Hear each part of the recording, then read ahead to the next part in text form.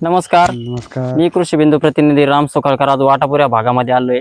आपल्या जवळ सोबत शेतकरी आहे. शेतकरी आपले नाव? गोवर्धन असुरनगरे. गोवर्धन असुरनगरे. सर, तुम्ही हा जो उडीद पेरला होता तर कुठून हा खरेदी केला होता? हे बियाणं तामसवाडी स्वामी समर्थ कृषी सेवा केंद्र गाडेकर जी आहेत हा हा त्यांच्याकडे खरेदी केला होता का हा आणि चांगल्यापैकी त्याचं मला उत्पन्न म्हणा किंवा चांगल्यापैकी त्याची परिस्थिती वाटते. कोणती व्हरायटी कोणती आहे कृषी बिंदूची? ही कृषीबिंदू सीड जे आहे ना हा त्यांनी दिलं होतं ते कृषीबिंदू सीडचं TAU नंबर 1 हा हा हा ह्या जातीचं मला दिलं होतं. बर.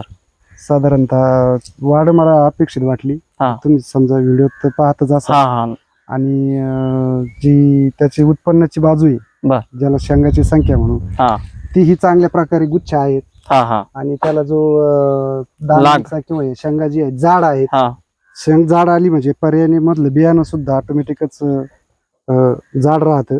चांगल्या प्रकारची शेंग जाड आहे, झाड लांब आहे आहे म्हणजे मनासारखे तुमचे आहे. हा. आणि त्यामध्ये लांब शेंग असल्या कारणानं बियाणं म्हणजे बी सुद्धा त्यामध्ये जादा प्रमाणात असू शकतं. बरोबर. जेवढी लांब शेंग जेवढी जाड शेंग तेवढ्या प्रमाणात त्याचं उत्पन्न निघू शकतं. उत्पन्नामध्ये वाढ होती. तर तुम्ही आता हे किती गुंठे? 10 गुंठ्यामध्ये 1 किलो पेरलं होतं. 1 किलो पेरलं होतं का? 10 गुंठ्यामध्ये 1 किलो पेरलं होतं. बर. आणि याला किती स्प्रे केले होते सर लावल्यापासून? एकच स्प्रे झालेला आहे. एकच स्प्रे झाला का? एकच स्प्रे झालेला आहे. पाऊस वेळेवर होत राहिला पण हो. आता थोडे मागच्या 2-3 दिवसात जादा पाऊस झाला बरोबर. त्यामुळे ती तुम्हाला थोडी जास्त हा. वेळल्यासारखी हा वाटते. हा नाही पाऊस भरपूर सगळीकडे आणि पाऊस चालू आहे सर. 2-3 दिवसापासून जादा पाऊस असल्यामुळे थोडस हे झाले पण तरी त्याचं एवढं काही पडली नाही काही नाही. याला रोग प्रतिकार शक्ती कसं आहे सर? चांगली रोग प्रतिकार शक्ती म्हणजे जे कमी आहे ना? पूर्वीचे जे वाण होते आपली हा हा जे पारंपरिक जुनी वाण होते त्याच्यापेक्षा निश्चितच हा चांगले आहे. परिणामकारक वाटला. उत्पन्नाच्या बाजूने बी चांगलं वाटलं. म्हणजे कृषी बिंदूची जे व्हरायटी एकदम तुम्ही जर हे जर पाहिलेत हे बघा तुम्ही कसे गुच्छ आहेत त्याचे कसे हा शेंगा नाही आहेत, बरोबर आहे. चांगल्या आणि प्रकारे शेंग पण रोग झाड आहे सुद्धा आणि दुसरी गोष्ट लांब लांब शेंग आहेत हा, आणि बियाणं पण गुच्छमध्ये एकदम आहे. गुच्छमध्ये. हा त्याला जो येणार तवर जे आपले जे शेतकरी बोलतात हा हा तो तवर चांगल्या प्रमाणात येतो आणि भरपूर असं त्याला फुलं येतात. भरपूर तवर भरपूर फुलं जर आली तर त्याच प्रमाणात त्याला चांगल्या पद्धतीनं उत्पन्न शेंगाचं प्रमाण उत्पन्न वाढतं. वाढतं. हा हा आणि पर्यायाने शेंग लांब झाली मोठी झाली म्हणजे बियाणं बी त्यामध्ये मोठंच तयार होतं. मोठं तयार होतं. उत्पन्न आणि भरपूर उत्पन्नाला निघतं. आणि वजनाला बी त्याचा निश्चितच निश्चित परिणाम फायदा होतो. बरोबर.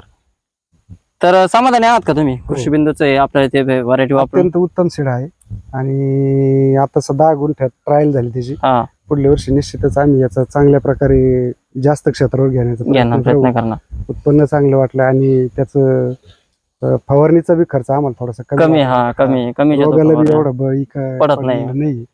बाकी आणि- शेतकऱ्यांना काय सांगू इच्छिता तुम्ही? काय नाही आता ही जी कडधान्यामध्ये मोडते हा याची गरज आहे.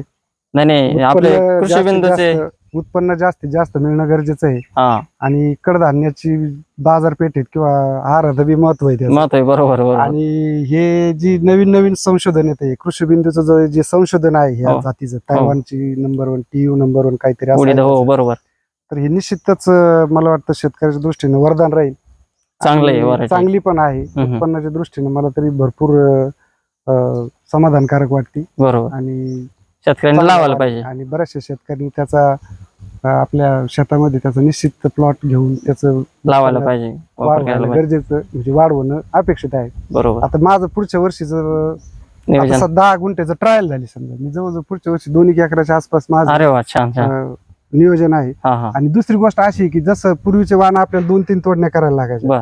टप्प्याटप्प्याने टप्प्याटप्प्याने, पहिला भाग, बरोबर, दुसरा हा. भाग, तिसरा भाग तसं हे साधारणतः माझ्या मते 90% पहिल्या तोडणीतच कव्हर होतं. कव्हर होऊन जाते. म्हणजे एका वेळेसच त्याची 90% सगळं मटेरियल होऊन निघून जाते. जाते बाजूला होऊन जाते. म्हणजे एका तोडणीतच त्याचं म्हणजे एकाच तोडणीला त्याचा सगळा शेंगाचा प्रकार आहे ना माल पक्व आपल्या होतो. घरी जातो. हा हा शेंगा पक्व होतात हा हा आणि तोडणीसाठी बी एक तोडणी झाली म्हणजे एका वेळेस ऍट ए टाइम क्लिअर होऊन जाते. हा हा तेव्हा हा उत्कृष्ट वाण आहे. शेतकऱ्यांनी निश्चितच याचा विचार करावा करायला पाहिजे. आणि आपल्या उत्पन्नाच्या दृष्टीनं